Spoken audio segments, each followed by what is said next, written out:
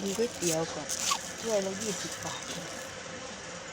แซ่บๆมันมีว่ากินกับพริกวัดเนื้อตัวกันแก้มกินแค่นี้ก็พอวันนี้ปวดการแก้ม2 ถ้วยเลย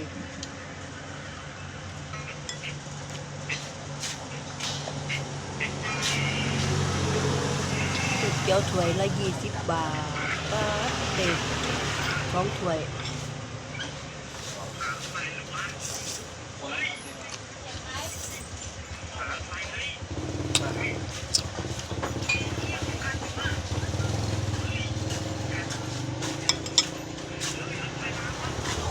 แบบมาเว้น จานฝนทุกวันวันก็มีเก็บฝนน้ำมาอีกกลับบ้านได้ซื้อวันนี้มาแรงโอเคครับผมว่านี่ ไปก่อน